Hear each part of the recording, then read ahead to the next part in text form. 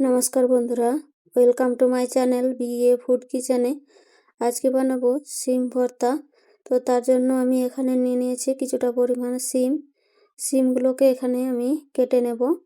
শিমের যে বোটাটা থাকে সে বোটাটা থেকে এইভাবে শিরাটা তুলে দু সাইডের শিরাগুলো ফেলে দেব। এইভাবে সবগুলো আমি শিম কেটে রেডি করে নেব। সবগুলো শিম আমি কেটে রেডি করে নিয়েছি আর ধুয়ে পরিষ্কার করেও নিয়েছি। সাথে নিয়ে নিয়েছি আমি একটা আলুটাকে ছিলে নিয়ে আমি মাঝখান থেকে কেটে নিয়েছি। এবারে এগুলোকে আমি সিদ্ধ করতে দিয়ে দেবো। তার জন্য আগে থেকেই ভাতটা আমি বসিয়ে দিয়েছিলাম। এখানে আমি ভাতের সাথে আলুগুলো আর শিমগুলোকে সিদ্ধ করে নেব। ভাতের সাথে সিদ্ধ করলে এর খেতে স্বাদটা কিন্তু আলাদা হয়। তার জন্য আমি এখানে ভাতের সাথে সিদ্ধ করে নিচ্ছি। আপনারা চাইলে আলাদা করেও সিদ্ধ করে নিতে পারেন। শিম আর আলুগুলো সুন্দরভাবে ভাতের সাথে সিদ্ধ হয়ে গেছে। এবারে আমি এগুলোকে উঠিয়ে নেব। আমাদের পশ্চিমবাংলায় কিন্তু এইভাবেই শিমটা ভর্তা বানিয়ে খাওয়া হয়। তো আমি সেই পদ্ধতিটাই দেখিয়ে দিচ্ছি এখানে। শিমগুলো আমি সব তুলে নেব আর আলুটাকেও আমি ভাত থেকে তুলে নেব।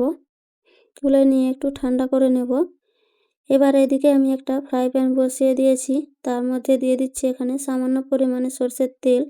আপনারা চাইলে এখানে সরষের তেলের বদলে সাদা তেলও ব্যবহার করতে পারেন, তবে সরষের তেলটা দিলে একটু ভালো হয়। তো এখানে দিয়ে দিচ্ছি সামান্য পরিমাণে জিরে আর দিয়েছি এখানে কয়েকটা শুকনো লঙ্কা। আপনারা ঝালটা যেমন খাবেন সেই অনুযায়ী এখানে লঙ্কাটা নিয়ে নেবেন। এবারে একটু নাড়াচাড়া করে দিয়ে দিচ্ছি আমি একটা মাঝারি সাইজের টমেটো গোল গোল করে কেটে নিয়েছিলাম। টমেটোটাকেও আমি দিয়ে দেব, তবে টমেটোটাকে একটু পাতলা করে এখানে কেটে নিতে হবে। এবারে টমেটোকে এক সাইডে রেখে দিয়ে দিচ্ছি আমি এখানে সামান্য পরিমাণে রসুন কুচি আর দিয়ে দিচ্ছি এখানে সামান্য পরিমাণে পেঁয়াজ কুচি। এবারে সব কিছুকে আমি ভেজে নেব। এবারে একসাথে সবগুলোকে নাড়াচাড়া করে ভেজে নেব। এতে করে টাইমটা অনেকটাই কম লাগবে। আপনারা চাইলে আলাদা আলাদা করেও ভেজে নিতে পারেন, তবে আমি এখানে একসাথেই সব কিছুকে নাড়াচাড়া করে ভেজে নিচ্ছি। গ্যাসের ফ্লেমটা এখানে মিডিয়াম রেখেছি। মিডিয়াম রেখে এগুলোকে উল্টে পাল্টে ভেজে নেব, তাহলে আর এগুলো পুড়ে যাওয়ার কোনো সম্ভাবনা থাকবে না। তো লঙ্কাটা আমার ভাজা হয়ে গেছে। এবারে লঙ্কাগুলোকে আমি উঠিয়ে নেব। লঙ্কাগুলো উঠিয়ে নিয়ে আরও কিছুক্ষণ আমি পেঁয়াজ, টমেটো আর রসুনটাকে আরও কিছুক্ষণ ভালো করে ভেজে নেব। এখানে টমেটো, পেঁয়াজ সব কিছু কিন্তু অনেকটাই নরম হয়ে গেছে। তো আরও কিছুক্ষণ এটাকে ভেজে নিয়ে আমি এটাকে উঠিয়ে নেব। এবারে এগুলোকে একটু হালকা করে ঠান্ডা করে নেব। সব কিছু আমার হালকা করে ঠান্ডা হয়ে গেছে।